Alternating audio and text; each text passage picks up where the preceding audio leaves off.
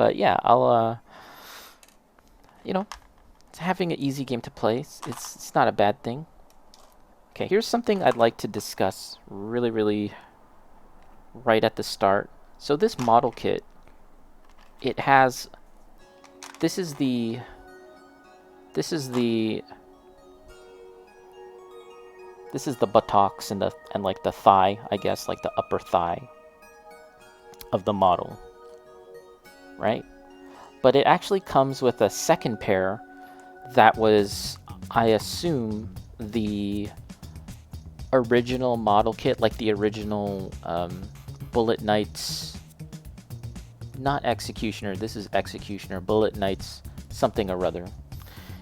And yeah, it has parts from that, which when you look at the instructions, it's grayed out. They say you're not supposed to use that. It's not part of this model kit. However, they're still there for you to use and assemble. And look at the thighs. This here is the older thigh part that they say that you're not supposed to use, right?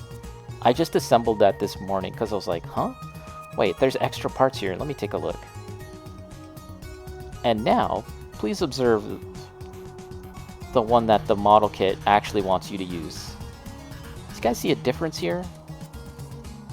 Difference in the posterior section? I can't get over this. That is a butt that won't quit. Whoa! Whoa! Yeah. So, I'm kind of glad that they had like this upgraded buttocks version. Not a mom butt though. Mom butts. Mombutts.com. Don't go to that site. Or maybe do go to that site. Maybe it's real. Yeah, that's strictly my Shiranui territory. She is a mom though, isn't she? In the lore of Fatal Fury, or what's that game called?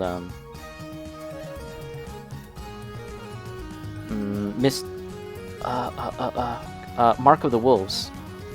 She's like a mom, right? Because there's this ninja character. There's this little kid ninja, and he's supposed to be the son of Mai and Andy.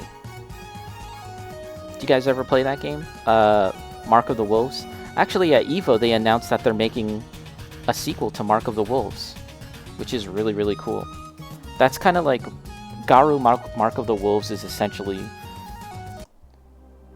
It's essentially the Street Fighter 3 or Third Strike of the Fatal Fury universe, where it's like kind of farthest along the timeline, I guess you could say. Much in the same way that Street Fighter 3, if I'm not mistaken, it is still to this day, and I don't know about Street Fighter 6 when that comes out. It's still the farthest in the timeline. So yeah, she's a mom. She's still got it going on. That's a song. Jesse's mom's got it going on. Yeah, she's still got it. Mom butts.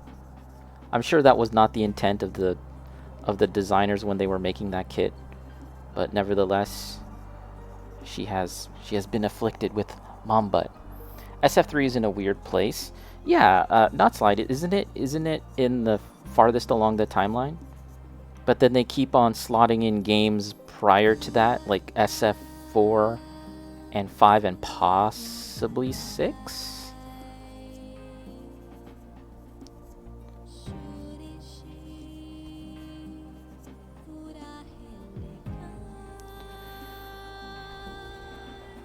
Because, like, by the time SF3 comes around, there's no Bison, right? Because he's, like, been completely dealt with. All the threat, like, his threat has been dealt with, and now the big threat is Gil. Or, is it Gil? Yeah, Gil, right? And SF4 and 5 kind of introduce those characters. Something like that. 4 and 5 literally take place before 3.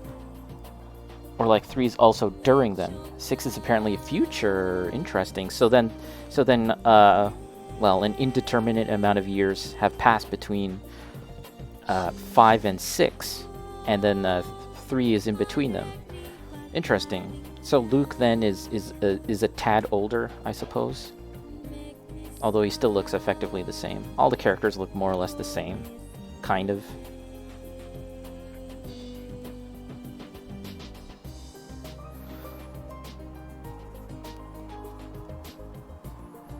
Not that I really care about the Street Fighter 3 or the Street Fighter world lore and story. I mean, I kind of should care, and I kind of know a bit about it, but I don't really follow it like hardcore. Do you know what I'm saying?